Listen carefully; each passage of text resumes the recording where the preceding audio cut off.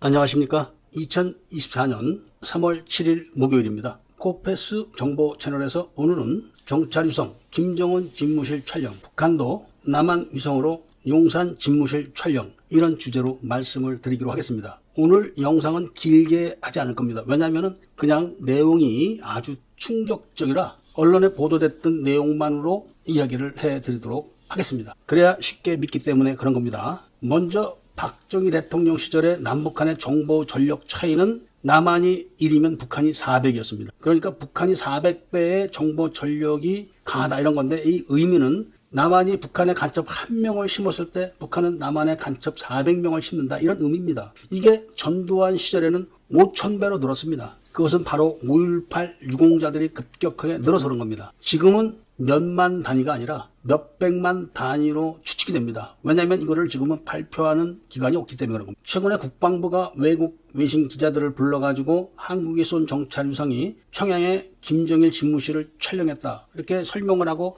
해상도를 보여줬다고 합니다. 그런데 이게 얼마나 고의적인 언론 플레이냐 하면은 2021년 10월 12일자 아시아 경제지를 살펴볼 것 같으면은 기사 제목이 중국산 부품 사용한 군 위성, 이렇습니다. 이 기사의 출처는 누군가면 바로 지금의 국방위원장인 한기호 의원이 대정부 질문에서 폭로한 내용입니다. 내용의 요지는 정찰 위성의 저장 장치, 그러니까 하드디스크가 중국제라는 것을 한기호 의원이 폭로한 겁니다. 여기에 대해서 항공우주연구소는 인터넷이 연결되지 않아서 해킹되지 않는다, 괜찮다, 이렇게 답변을 하고 끝냈습니다. 그런데 인터넷에 연결되지 않았다는 휴전선과 동서남해, 그리고 주요 군기지에 설치한 경계과학 장비가 다 중국제 카메라인데 그 모든 정보가 실시간으로 북경으로 넘어가고 있다는 것이 고성 GP 재월북 사건에서 당시 국방부 장관이었던 서욱, 그리고 국방위원인 32사람이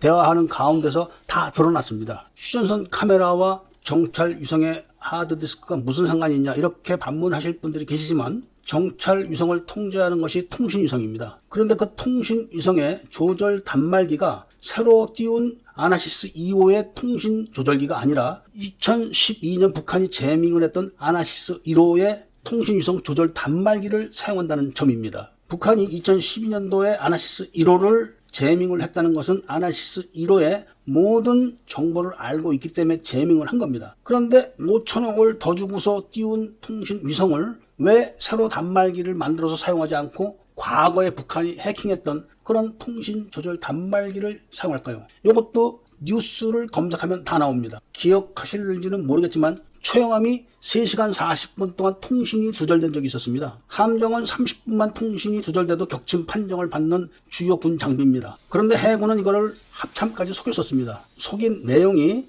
태풍이 불어가지고 제주 서남방 해상으로 피시를 했을 때 통신위성 사각지대라 그렇다, 이렇게 얘기를 했지만 나중에 확인된 사실은 흑산도 앞바다에 있었던 것이 확인됐습니다. 이것은 아군 작전사령부와 통신을 끊고 북한과 위성통신을 했다는 증거가 될 수가 있습니다. 그러니까 이미 휴전선과 동서남해 주요 군기지에 장착된 중국제 카메라로 감시 정보가 실시간으로 북경으로 넘어가고 있다, 이런 증거. 그리고 신형 통신위성 조절 단말기가 없어서 구형 통신위성 조절 단말기를 사용하고 구형 통신위성은 북한이 제밍을 했던 위성이다, 이 사실. 그리고 최영함이 3시간 40분 동안 통신이 두절됐었는데 위치를 속이고 상황을 속였다는 사실. 그리고 이 내용들은 모두 다 언론에 보도됐다는 사실. 그리고 서욱 전 국방부 장관과 서른 전 위원은 대화 녹음이 녹화되어 있다는 사실. 그 다음에 이런 사실을 폭로했던 한기호 의원이 국방위원장이 됐을 때 신형 정찰 위성을 발사했을 때 이런 사실을 입다물고 있었다는 사실. 그리고 여기 관련된 사람들이 전부 다 육군사관학교 출신 장성들이라는 사실. 전투교육사령부에 근무했던 육사 출신 장성들이 북한군에게 한국군 군복을 입혀가지고 계엄군으로 편성을 해서 한국군을 공격하게 했었다는 사실. 그리고 그때 전사한 교도대대 조교가 동작동 5.18 묘역에 무덤이 없다는 사실.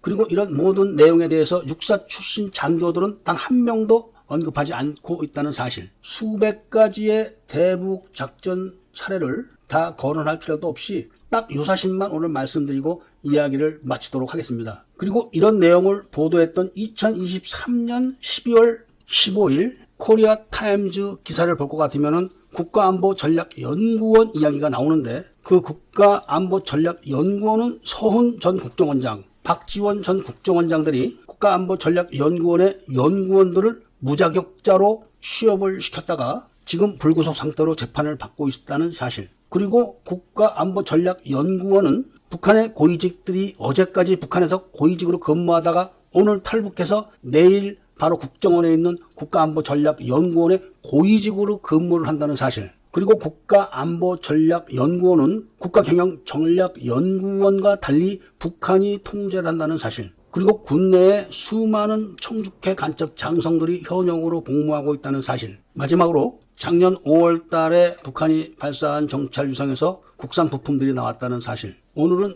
요 정도만 말씀을 드리려고 합니다. 요 정도만 말씀드린 것 갖고도 그냥 조금만 연결만 하면은 어떻게 돌아간다는 것을 바로 아실 수가 있습니다. 그러니까 한국군 정찰 위성으로 한국 내의 정보 자산을 촬영해서 그 영상 정보를 북경을 통해서 평양으로 다운이 될 수가 있다는 사실. 이런 사실들이 현재 여당인 국민의힘 국회 국방위원장 한기호 의원이 폭로하고 정작 정찰 위성을 발사했을 때는 입을 다물었다는 사실을 말씀드리면서 오늘 이야기를 마치고자 합니다. 애국 시민분들께서는 싫으시더라도 구독 버튼을 좀 많이 눌러주시고 좋아요 버튼을 눌러서 저들이 일부러 막는 영상이라도 조금이라도 더 노출이 될 수 있도록 도와주시기를 부탁드리면서 이야기를 들어주신 데 대해서 감사드립니다.